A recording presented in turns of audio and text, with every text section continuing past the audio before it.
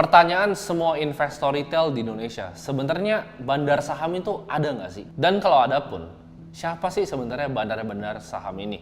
Di sini gue akan bahas tentang sisi gelap dari dunia saham yang kalian nggak akan ketemu di tempat lain. Karena ini semua yang gue akan ceritakan di video kali ini itu based on experience gue sendiri.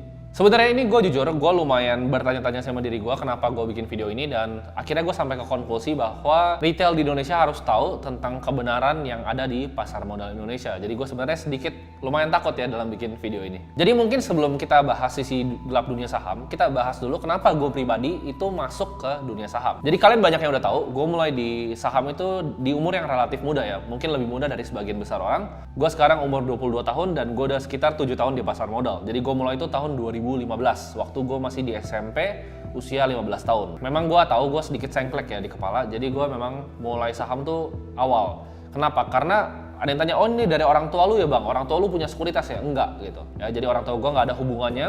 Bahkan gue waktu itu sempat dimarahin karena waktu itu gue sempat bolos sekolah untuk trading. Jadi orang tua gue bilang, ini lu ngapain sih di depan layar? Ini kan cuma angka-angka judi, buat apa sih sebenarnya lu ngelakuin hal-hal ini? Gue waktu itu awalnya baca buku, jadi gue baca buku tentang orang-orang sukses. Di situ ada Bill Gates ya kan, ada Enzo Ferrari, ada juga Warren Buffett. Dan Warren Buffett ini yang paling mengambil ibaratnya attention gue atau perhatian gue. Kenapa? Karena dia bisa dengan investasi di saham jadi super kaya. Jadi gue coba dong, oke, gue cari-cari tuh dari Google, gue cari apa sih itu saham. Jadi oh saham tuh kepemilikan perusahaan. Gue belajarin semuanya, semua hal tuh gue pelajarin dari technical analysis ya, fundamental analysis, apapun tentang saham gue kulik. Kalau kalian tanya mungkin buku tentang saham yang gue udah baca, lu mau sebut misalnya Peter Lynch, Warren Buffett, buku tentang Warren Buffett sendiri aja ada 50 biji kali gue baca. Dari The Warren Buffett Way, Snowball, semua itu gue udah pernah baca. Sampai akhirnya gue ketemu salah satu buku yang waktu itu orang bilang agak sulit dibaca, yaitu The Intelligent Investor. Nah di situ gue belajar tuh, oh ternyata Mr. Market tuh gue kerjanya seperti ini. Oh ternyata saham itu bisa dievaluasi ya, ternyata ada harga intrinsiknya. Jadi selama gue dari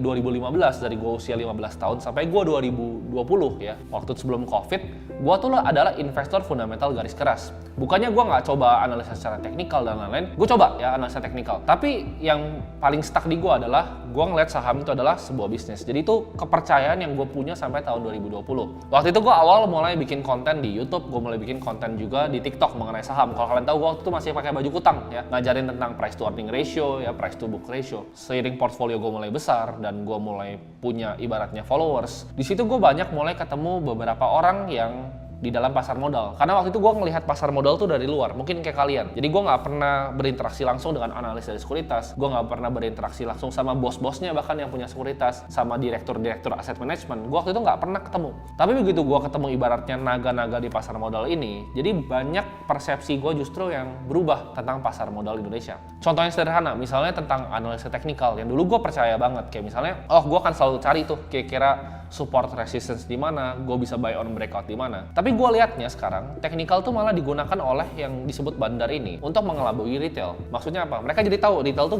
gambar garis di mana dan mereka kerjanya di mana. Justru mereka pakai tapi untuk ngelihat retail tuh pasangnya di mana dan cara mikir retail tuh seperti apa. Itu contoh hal-hal yang gue pelajarin. Nah, gue percaya waktu itu bahwa on a long period of time ya, saham itu akan selalu balik ke intrinsic value-nya. Sebenarnya gue masih percaya sampai sekarang. Tapi di beberapa saham doang dan di market yang efficient. Maksudnya apa? Jadi kita tahu teori Eugene Fama, yaitu efficient market hypothesis. Bahwa di hipotesa ini disebutkan ya, bahwa pelaku pasar itu adalah orang-orang yang rasional dan harga pasar itu merefleksikan dengan semua berita yang ada di saat ini. Jadi ibaratnya nggak mungkin untuk kita bisa ketemu saham yang diskon. Tapi kita tahu di prakteknya, hipotesa ini apalagi di Indonesia, mungkin kalau kalian tanya sama semua fund manager di Indonesia dan semua orang yang main saham cukup lama di Indonesia, saham di Indonesia itu sangat tidak efisien. Jauh lah dari orang bilang EMH, efficient market hypothesis. Kenapa? Karena banyak banget ibaratnya individual yang mendapatkan informasi jauh lebih awal dibanding kita investor retail. Banyak yang udah tahu, oke, saham A nih mau corporate action tanggal sekian, mau right issue-nya sekian di tanggal sekian. Sebelum retail tuh dapat informasinya, sebelum muncul tuh di RTI corporate action, orang udah banyak yang tahu duluan. Yang dapat informasi dibilangnya A1. Yang paling penting gue pelajari selama ini di saham itu adalah dua. Satu adalah uangnya masuk, money flow, dan yang kedua adalah kepentingan dari emiten tersebut. Contohnya ada kepentingan politik dan lain-lain, tapi itu mungkin gue nggak bisa bahas ya di video kali ini. Nah, hal-hal seperti ini kalau bisa di luar negeri, ini juga sebenarnya di Indonesia ada hukumnya di pasar modal, itu disebut dengan insider trading, di mana dapat informasi lebih dulu tentang perusahaan tuh mau ngapain dan memanfaatkan justru informasi itu untuk melakukan trade ya. Jadi kalau misalnya kalian kerja di sekuritas, kalian tuh nggak bisa main cuman beli saham kayak kita biasa gitu. Kalian mesti report ke atasan kalian. Nah makanya dilakuin sama orang-orang di sekuritas, mereka pakai friends and family, jadi pakai nama mamanya, nama adiknya untuk transaksi jual beli saham. Dan itu di Indonesia adalah hal yang lumrah. Sedangkan kalau di luar negeri, itu tuh sangat diregulasi ketat oleh SEC ya, Securities and Exchange Commission. Jadi itu sangat diawasin dan itu bisa dikenain insider trading dan banyak hedge fund yang udah kena. Contohnya seperti SIC Capitalnya Stephen Cohen berubah jadi family office karena pernah kena charge insider trading. Jadi divine luar biasa besar. Indonesia itu nggak punya SEC dia, sebenarnya punya, namanya OJK. Kita bisa lihat ada yang bisa pamendam secara sosial media, ini jarang loh. Hampir jarang terjadi sebenarnya di US, apalagi di pasar modal. Yaitu kalian bisa pamendam suatu saham ya dengan memanfaatkan retail untuk buangin barang kalian. Di sini gua akan definisikan saham sebagai barang ya. Karena biasa orang-orang market ngomong saham itu barang. Hal ini bisa terjadi kenapa? Karena banyak investor bodoh di Indonesia. Dengan bikin buku di Gramedia kalian bisa langsung pamendam retail. Mungkin banyak dari teman-teman yang sempat ngomong, "Oh, lu pom-pom saham itu." Gua misalnya kemarin bilang di video gua kan, gue cara investasi saham dengan 10 juta, ada yang bilang, "Wah, lu pom-pom Bank BRI." Itu gimana cara dipom-pomnya? Kalian tuh punya miskonsepsi yang salah tentang kata-kata pom-pom. Jadi pom-pom itu sebenarnya bukan naikin harga saham. Ini yang kalian selalu salah. Kalian selalu kira pom-pom itu artinya gue suruh lu beli harganya naik, sahamnya udah gue cuan. Enggak. Untuk naikin harga saham, let's say kita cari yang biasa di pom-pom lah ya. Kalau BRI kan susah pom-pomnya, market cap-nya ratusan triliun. Biasanya di pom-pom tuh 200-300 miliar. Kalau tanya gue pribadi, untuk naikin saham 200-300 miliar, itu gue pakai duit gue sendiri udah cukup. Gue nggak perlu kalian untuk beli sahamnya, gue beli sendiri sahamnya naik. Tapi pertanyaannya apa? Kalau gue punya barang, ya kan? Gue punya barang nih, sahamnya naik. Ibaratnya gue udah izin ya sama emitennya. Gue beli nih, sahamnya naik ya kan? Kadang kan biasa sahamnya 200-300 miliar market cap-nya, itu nggak liquid sahamnya. Ya bid offer-nya tipis. Gue beli nih, sahamnya naik. Problemnya apa? Gue nggak bisa jualan barangnya, gitu. Karena tipis bid offer-nya. Jadi yang gue perlu apa? Gue pom-pom, ya. Gue pom-pom untuk kalian beli di harga yang udah gue naikin. Jadi pom-pom itu bukan beli pas naik. Tapi pom-pom itu gue udah naikin dulu, baru gue suruh kalian beli. Jadi kalian tuh exit liquidity-nya. Jadi gue buang barangnya ke kalian. Itu baru definisi dari pom-pom. Nah, ini banyak banget yang dilakukan sama influencer sebenarnya di Indonesia. Nah, makin gue terjun ke dalam dunia di capital market ini, semakin gelap ibaratnya dunia yang gue lihat. Jadi cara permainannya, ya. Banyak retail yang salah masuk ke permainan ini ya dengan tanpa ilmu, ngira ini adalah permainan yang adil. Tapi gue akan kasih tahu kalian di sini, permainan di pasar modal tuh tidak adil untuk retail. Saham itu ya, gue kasih analogi, mungkin yang paling gampang kalian ngerti adalah kayak kita main pingpong sama kaca. Kalian main pingpong pakai kaca tapi ngeliat diri kalian sendiri. Tapi di belakangnya, jadi kaca itu bisa tembus gitu ya, bisa tetap main ya. Belakangnya itu adalah orang yang kalian nggak tahu siapa lawannya. Kalian cuma bisa lihat diri kalian sendiri di kaca, tapi kalian nggak bisa lihat belakangnya itu siapa. Itu kayak kalian buka sekuritas kalian dan mulai trading. Jadi yang buat bilangnya scalping itu gampang dan lain-lain, hati-hati. Karena banyak yang sebenarnya ngajarin scalping, tapi sebenarnya itu adalah kerjasama dengan sekuritas atau dibuat sama sekuritas gitu. Di belakang meja pingpong tadi itu bisa aja robot ya kan. Misal kita main pingpong deh, bisa aja robot ya kan, bisa aja juara dunia gitu. Dan kalian bisa dibantai gitu kalau dapatnya juara dunia. Tapi bisa aja orang kayak kalian lagi yang sama-sama bodoh, sama-sama nggak ngerti apa-apa. Jadi itu sebenarnya analogi paling baik kalau gue jelasin tentang main saham. Ini gue kasih contoh aja ya, gimana caranya permainannya nggak adil. Kalau kita sekarang kan kita udah tahu, mata retail tuh semacam udah ditutup lah. Broker summary itu udah ditutup segala macam. Tapi uniknya gini, bandar itu bisa ngelihat saham lo apa. Jadi bandar tuh bisa ngelihat barang-barang lo apa, tapi lo nggak bisa ngelihat barangnya dia apa. Maksudnya apa? Kalau kalian tahu, saham itu kan ada DPS kan, daftar pemegang sahamnya. Kalau kalian beli agak gede, misalnya gue beli gede lah, misalnya 30M, 50M, Timothy Ronald tuh bakal muncul di DPS-nya. Jadi T+2 nanti bandar tuh bisa ngelihat barang gue. Oh ini dia beli nih, misalnya pakai Buana, pakai RF gitu.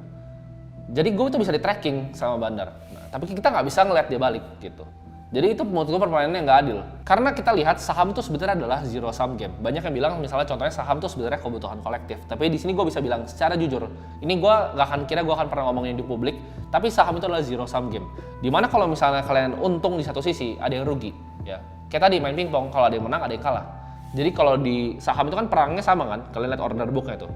Setiap kalian mengambil keuntungan, sahamnya naik 20%, pasti ada yang beli di harga yang kalian beli, dan nanti pas sahamnya turun, dia rugi. Jadi it's always a zero sum game. Entah kita ngambil uangnya dari orang lain. Nah ini banyak banget nih yang menciptakan ilmu-ilmu yang menurut gua unik gitu. Contohnya ada yang pakai ilmu bandarmologi ya kan. Ada yang coba untuk men-tracking, misalnya ini bandarnya siapa, dengan melihat misalnya, oh ini Credit Suisse foreign nih, bandar nih, asing nih gitu kan. Terus ada yang bilang misalnya, oh kalau misalnya PD ya kan, Indo Premier itu adalah retail ya. Di sini gue bisa kasih tahu itu adalah cara yang sangat konyol. Kenapa? Karena bandar itu kalau kalian pernah tahu cara kerjanya, kalian nggak akan tahu cara tracking dia gimana. Kenapa? Karena sekuritasnya nggak satu. Jadi dia kalau akumulasi barang, contohnya. Jadi bandar itu suka akumulasi di saat barang itu masih illiquid ya. Jadi misalnya barang-barang bagus kayak Alto 2000, 3000, bandar tuh akumulasi. Nah akumulasi gimana caranya? Dia nggak bisa langsung beli kayak kita HK. Kenapa? Karena size-nya gede, ratusan sampai triliunan. Dia harus masuknya kecil-kecil. Ya, ini masuknya bisa prosesnya mingguan nih ngumpulin barangnya nih. Jadi itu bisa masuk pakai broker lain ya, di crossing ke sini, masuk lagi pakai broker. Nggak mungkin kalian bisa tracking. Jadi nggak ada fungsinya sebenarnya kalian coba cari-cari bandar dengan cara kayak gitu karena ilmunya mereka tuh jauh gitu. Jadi kalian nggak akan bisa lah intinya tracking dengan cara begitu. Tapi bukan berarti itu ilmunya salah ya. Kalian tetap bisa pakai untuk ngelihat money flow-nya kemana. Karena money flow itu nggak akan bohong. Net buy dan net sell tuh nggak akan bohong. Pertanyaan paling besar ya, bandar itu sebenarnya siapa? Gue mungkin nggak bisa jawab di sini ya siapa bandar itu, tapi gue akan kasih hintnya. Ya. Bandar itu bandar terbesar dari suatu saham. Ini kalau di Indonesia ya adalah ownernya itu sendiri. Bingung nggak kalian? Bandar terbesar dari suatu saham itu justru owner emiten itu sendiri. Kenapa? Ini gue kasih contoh ya. Misalnya gue punya uang 20M nih ya. Gue punya uang 20M. Gue beli saham yang lagi tidur nih. Saham yang kayak market cap-nya 400-500M. Gue beli nih. Menurut kalian apa yang akan terjadi? Misalnya gue nggak izin sama ownernya. Gue bakal diguyur habis bos. Jadi gue beli nih 20M nih, naik kan harganya. Itu gue pasti diguyur sama emitennya. Ya duit gratis buat dia. Saham gue tidur dikasih 20M sama orang ya gue sikat lah barangnya. Itu tuh hal-hal yang terjadi. Jadi kalian tuh nggak bisa kalau bilang value investing ya cari barang-barang kecil. Kalian harus izin sama emitennya sebenarnya. Nah sebenarnya banyak contoh-contoh kayak itu yang masih beredar di bursa ya mungkin gue nggak bisa sebut. Tapi gue akan coba pakai contoh yang udah hilang aja. Contohnya kayak misalnya Hanson International, ya, MIRX ya kan. Saham-sahamnya Beni Coro. Itu bandarnya siapa? Ya ownernya sendiri. Gitu. Bandar dari saham itu lah ya ownernya sendiri karena dia yang bisa tektok paling enak. Tapi kenapa pertanyaannya owner bisa main sahamnya sendiri? Kan itu insider trading. Ini Indonesia balik lagi ya kan. Bisa pakai KTP orang, beli KTP orang 300.000 dapat gitu kan. Kalian mau bayar nomini setahun paling 2 juta gitu. Udah bisa dapat banyak kan akun-akun buka sekuritas A, B, C kan mau di KI, RF buka kan, YP semua bisa buka semua. Jadi hal kayak itu tuh gampang di Indonesia. Gimana caranya sistem kerja bandar? Jadi sistem kerja bandar itu gue akan bagi menjadi 2. Yang paling gampang adalah satu bandar yang ngerampok sama bandar yang pintar untuk maintain harga. Nah, bandar yang ngerampok ini gimana ciri-cirinya? Sahamnya naikin tinggi ya itu udah sekali dam beres. Ya itu gampang, itu nggak usah penjelasan.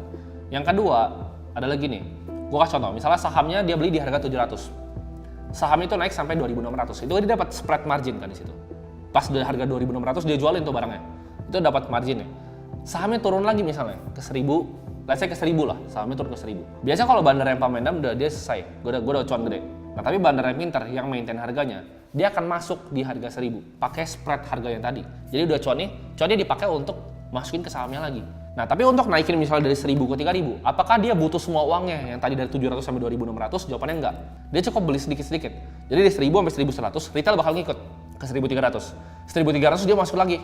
1400 retail bakal ngikut lagi ya. Jadi cuma perlu pupuk kecil-kecil aja. Begitu sahamnya udah turun kan dia punya cuan gede, dia tinggal pupuknya kecil-kecil. Ya, jadi cara mainnya kayak gitu. Nah, itu bisa bikin harga sahamnya rata gitu dan ngikutin fundamentalnya. Karena begitu dia overprice bandarnya jualan. Ya kan pas dia di bawah dia akumulasi. Jadi dia ranging belinya tuh jauh. Ranging belinya antara dia distribusi sama akumulasi itu jauh. Distribusi, akumulasi. Nah, ini yang kalian harus ngerti dalam money flow di saham. Fungsi kita tahu ini adalah apa? Untuk kita mengetahui kepentingan owner dari emitennya ya. Biasa karena kalau kita mau cari saham yang cuan, harus cari emiten ini kepentingannya apa. Nah kita kan tahu beberapa saham ya, kayak misalnya BCA, BRI, BNI gitu. Kita bisa invest untuk jangka panjang. Tapi untuk sebagian besar ya, mungkin 95% saham di Indonesia, itu kalian harus tahu money flow-nya seperti apa, kepentingannya apa. Jangan coba-coba main saham-saham small cap yang kalian nggak ngerti. Paling simple kita ngelihat, misalnya kalau misalnya contoh ya, maksudnya money flow itu apa? Kalau misalnya kita lihat saham nih masuk ke MSCI, malah biasanya turun kalau di Indonesia. Unik kan? MSCI padahal indeks dunia, di mana kalau misalnya orang secara pasif investing, misalnya beli di BlackRock, beli ETF kayak EIDO gitu kan, itu dia beli MSCI gitu, jadi beli basket of indeksnya Indonesia. Tapi uniknya saham Indo begitu masuk ke MSCI, biasa ada yang buang barang, yaitu bandar lokal. Jadi kalian cari misalnya kayak Arto gitu kan, Arto sampai masuk MSCI baru buang, ya kan? Misalnya ADMR nih, nanti misalnya mau masuk MSCI baru buang. Jadi caranya itu adalah kalian ngelihat ya, justru bandar ini mau jualannya di mana? Karena dia kalau misalnya dia pegang gede, dia nggak bisa jualan kayak gue bilang tadi. Pom-pom tuh butuh orang yang beli kan.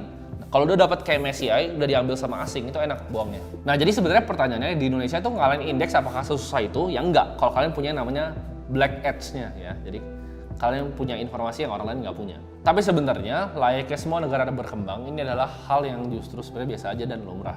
Walaupun sebenarnya kita main pingpong sama kaca, kita nggak tahu belakangnya siapa. Tapi sebenarnya tergantung kan, kita sendiri main pingpongnya sejago apa. Jadi sebenarnya bisa menang. Mau kalian lawan bandar, kalian lawan retail kayak kalian, tergantung seberapa jago kita main pingpongnya dan ilmu kita sejauh apa.